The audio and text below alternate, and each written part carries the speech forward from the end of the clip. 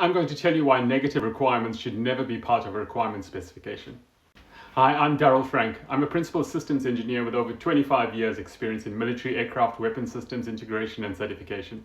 I even wrote a book called Requirements to Reality to explain this exact mystery.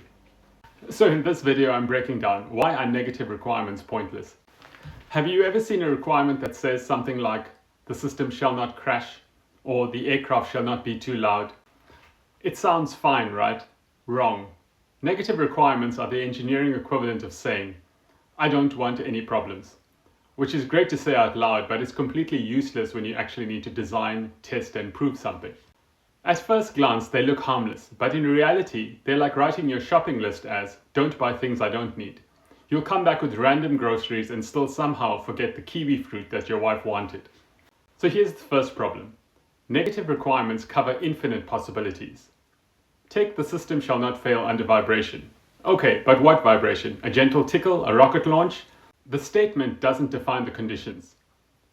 Good requirements define the capability or performance we want. For example, the system shall remain operational under the standard large helicopter vibration spectrum. Now that's specific. I can test that, I can prove it. Negative requirements? They're a blank check for confusion. The second problem, leading on from the first, is that they're nearly impossible to test. Example, the system shall not allow unauthorized access. Let's explain this with a simple image. With a positive requirement, the solution lies inside the circle, so it's easy to design a test range to cover the solution. With a negative requirement, the solution lies in the infinite space outside the circle, so your test needs to cover an infinite range. How do you prove that? Do you test every invalid password? Every exploit that's ever been invented? That's not testing, that's trying to outsmart the entire cybersecurity community.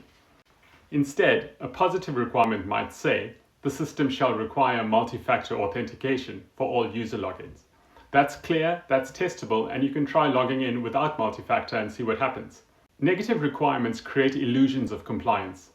Take the system shall not overheat. You can run one test, it doesn't overheat, great, we're compliant. Or are we? What if it overheats in a different condition that you didn't test? So you are picking one range outside the negative requirement to test. Congratulations, you've passed the requirement while still failing in reality. Instead, a positive requirement should say, the system shall operate continuously at an ambient temperature of up to 60 degrees without component temperatures exceeding 90 degrees. Now we know exactly what to test and how to declare victory. Negative requirements usually originate in the user needs statement, and it's the system engineer's task to rewrite these requirements before they are included in the requirement specification or the statement of work.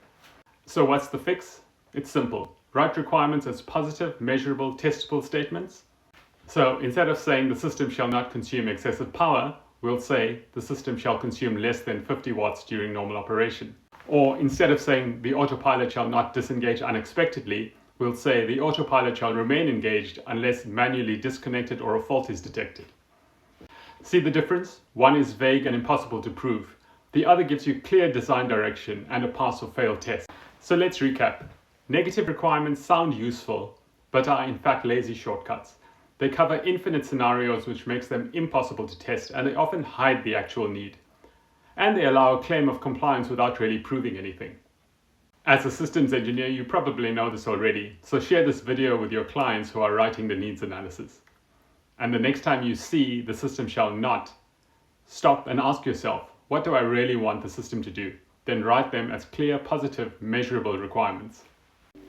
If you like this breakdown, hit subscribe. I've got more episodes coming up. And don't worry, I keep the explosions metaphorical. Check the description for the link to my book, Requirements to Reality, which explains systems engineering in simple language.